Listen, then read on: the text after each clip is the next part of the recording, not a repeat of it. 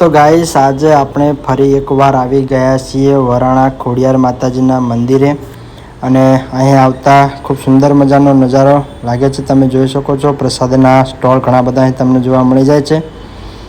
ઉત્તર ગુજરાતનો સૌથી મોટામાં મોટો મેળો ભરાતો હોય તો અહીંયા ખોડિયાર ધામ વારાણા અને મંદિરનો નજારો કંઈક આ પ્રકારનો છે। આપણે આગળની બાજુ જઈએ અને એમાં ખોડિયાર માતાજીના દર્શન કરીએ। અહીંયા સ્ટોલ પણ ઘણા બધા જોવા મળી જાય છે અને સ્ટોલની અંદર ઘણા બધા સામાન પણ તમને જોવા મળી જાય છે।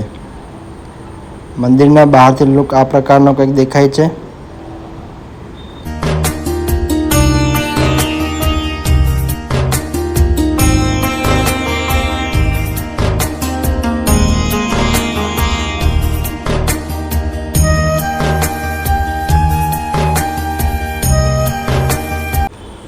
તો ગાઈસ જેવા જ તમે પરિસરમાં આવો છો ત્યારે તમને ખૂબ સુંદર મજાનું ખોડિયારનું ત્રિશૂળ જોવા મળી જાય છે। 15 દિવસે જ્યારે અહીં મેળો ભરાય છે ત્યારે ઘણી જનભેદની અહીં ઉમટી પડે છે અને માં ખોડલના દર્શન કરે છે। જ્યારે માં ખોડલ પોતાના શ્રદ્ધાળુઓની મનોકામના પૂરા કરે છે ત્યારે લોકો દ્વારા એટલે કે શ્રદ્ધાળુઓ દ્વારા માં ખોડલને સોનીની પ્રસાદી ચડાવવામાં આવે છે અને ઘણા શ્રદ્ધાળુઓ માં ખોડલના દર્શન આશીર્વાદ લેવા માટે પણ અહીં આવતા હોય છે।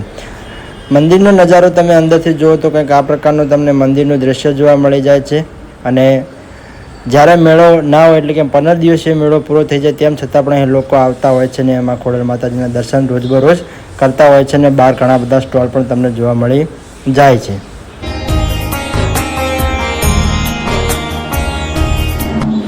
તો ચલો માં ખોડલના દર્શન કરીએ અને તમને પણ દર્શન કરાવીએ।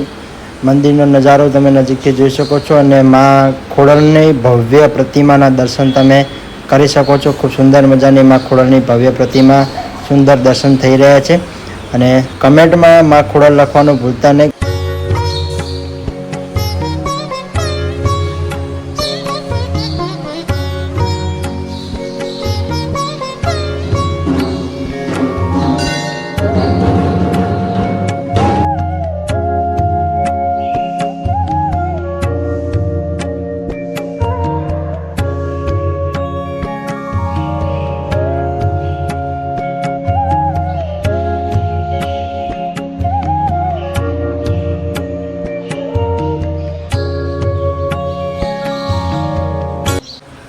માં ખોડલ માતાજીની પ્રતિમાના દર્શન કરીને જે ભૂગર્ભમાં માં ખોડલ માતાજીની પ્રતિમા છે તેના પણ આપણે દર્શન કરીએ।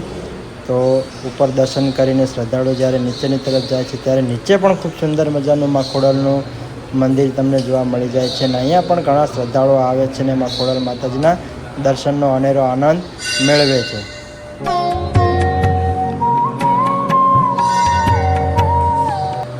તો આ છે માં ખોડિયાર માતાજીનું ખૂબ સુંદર મજાનું મંદિર ભૂગર્ભમાં તમે જોઈ શકો છો।